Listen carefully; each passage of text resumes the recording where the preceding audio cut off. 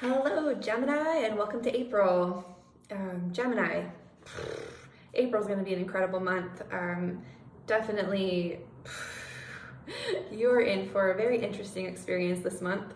The last couple of weeks, we've been in this Aries energy.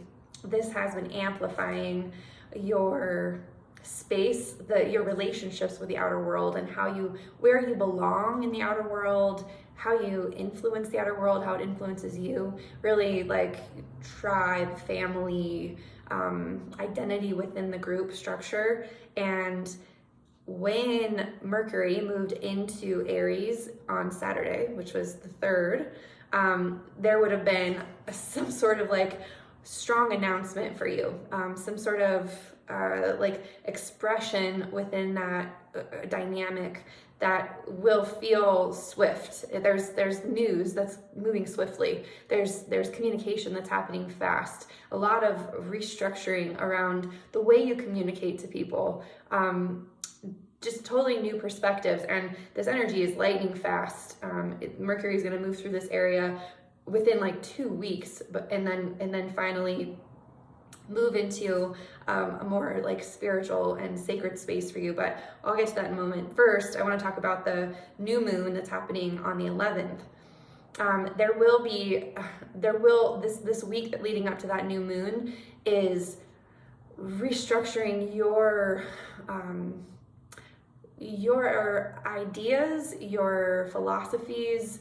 It's restructuring the way that you passionately want to be showing up in a communicative way with your outer world. And so I expect that you'll be having lots of conversations, lots of really real, so the metaphor is that this new moon, there are certain plants, there are certain seeds that are prepared and transformed through fire.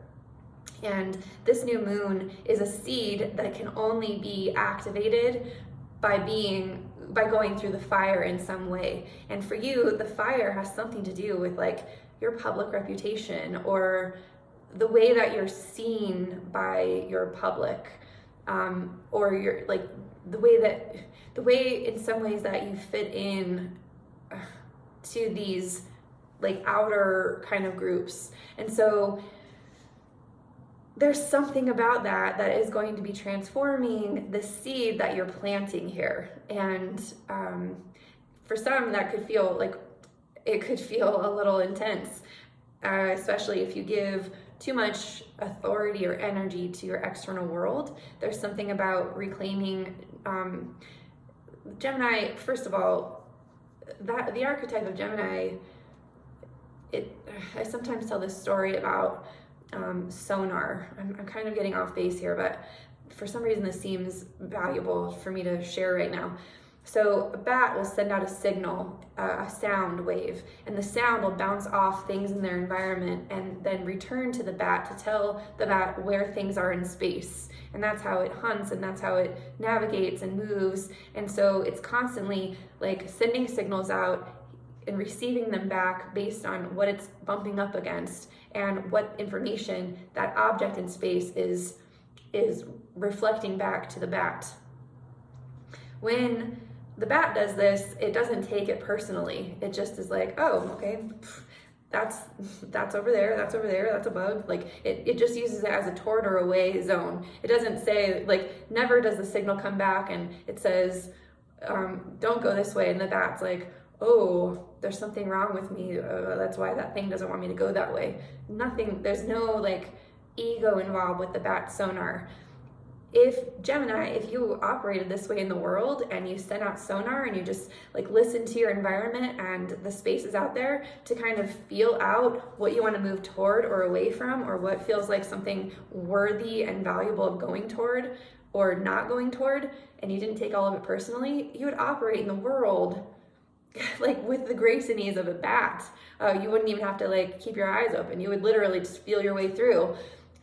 What happens though is we're humans, and we have a tendency to let that reflection somehow be a judgment call of who we are, or say something about our identity or nature. And that's what can sometimes sort of scramble a Gemini's concept of self. So I think I told you this whole story.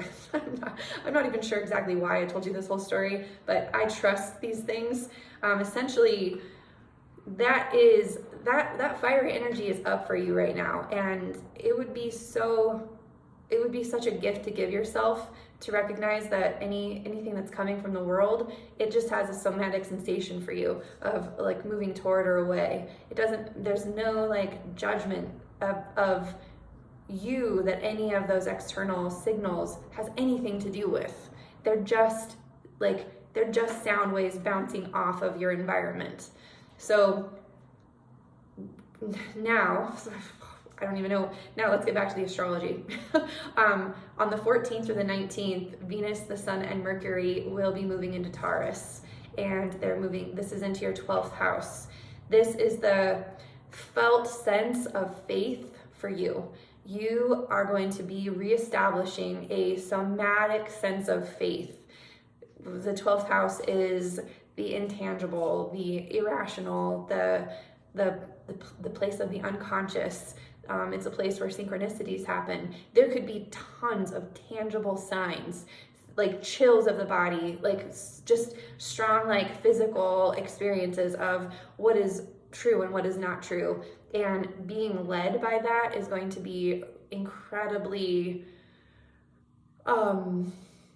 it's going to increase your faith and trust and let a lot of old karmic patterns finally be put to rest, because you're not using your mind to dictate what is true anymore. You are really fully being present with right now and what currently feels right for you. So I expect that Taurus season is going to be a very embodied season for you. And it's going to be an incredible gift, I believe, for Gemini. When Mars moves into Cancer on the 23rd, this is going to show up in your second house. You are going to be acutely aware and behave from your emotional needs. You've got Cancer in your second house, meaning that it's a good, this couldn't have happened with better timing, right? The Sun, the consciousness, Venus, the grace and the openness, and Mercury, the communication, they're all setting you up to have this somatic felt experience. And then when Mars moves there, you'll be able to behave from that.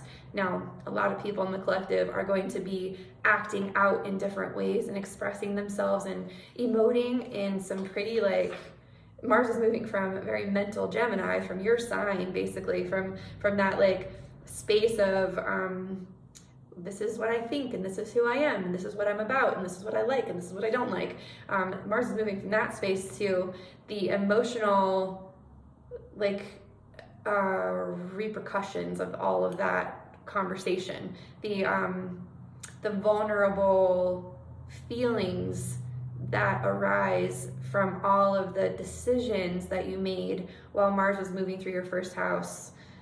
So know that these emotions are going to be amplifying what you truly value in the world, and you're not going to be able to mental it away.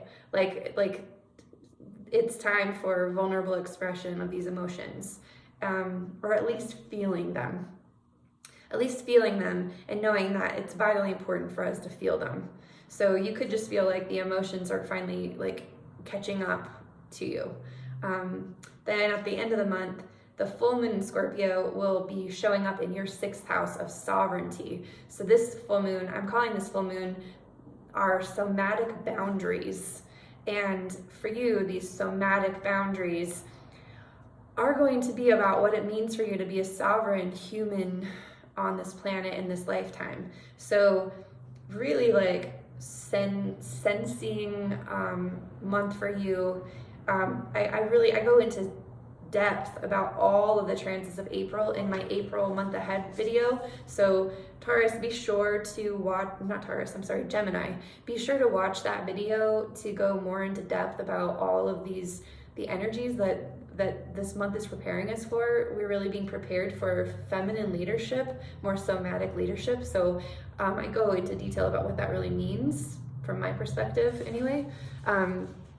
And if you are a Gemini, I don't know if I remember to say this. If you're a Gemini rising, make sure you check out your sun sign. If you're a Gemini sun, make sure you check out your rising sign, because these are going to feel a little more, they're going to have different perspectives. And I'm going to just pull one archetype card to give you a little bit of additional guidance. This is the one for you. Okay. Wow, this is a beautiful. Number one, the mother. You got the very first card of this deck. Let me just find it and then I'll show it to you in more depth.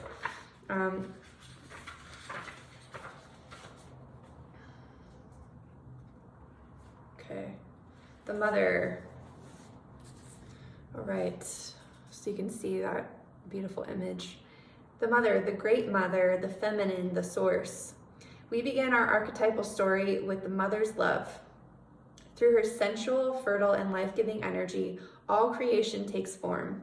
Regardless of our birth story, each of our hearts beat for the first time in the warm womb of the mother, where she offered resources from her body for the building of our own. Yet her tale is not so simple, as the mother, especially on the earthly plane, contains both light and dark aspects of the feminine. With the best of intentions, the mother wraps her loving arms around her creations and begins to grip what she meant to set free. The mother both nurtures and prohibits growth. She gives yet clings. She creates yet restricts. Amid this complex energy, the mother holds the key to the eternal challenge of love. Wow. The mother is part of the trifecta maiden-mother crone. Because of the relationship between them, take special note when these cards appear in one reading. Notice how the mother archetype is expressed in nature. This is perhaps the most balanced and benevolent form of the mother's grace. All right, well, beautiful card, Gemini. Couple of announcements. I will be offering a somatic astrology class starting around the 20th of April. This is going to be a very different type of way of learning astrology. We're actually using our natal charts as the foundation, and we are learning from our own experiences, a mapping of our own felt experiences of being alive through these cycles. And so it's a very incredible way to learn more about yourself, to reflect about your own relationship with the archetypes, and to become an oracle based on your own life, which will put you in touch with the natural cycles that we're navigating through all the time. So I'm doing that during Taurus season because we're definitely going to have a lot more somatic wisdom, felt wisdom available to us. And I actually believe that we are moving toward a time of more of that somatic leadership in our lives, in really every way. And so I'm very divinely inspired to create a way for people who choose to actually start navigating that space more consciously. And so be on the lookout for that announcement and registration soon. Also, if you found this video valuable, please share this with other people and subscribe to my channel so that you are notified of all the other videos I make. I think that's all I need to say. Thank you so much, Gemini. Have a beautiful April.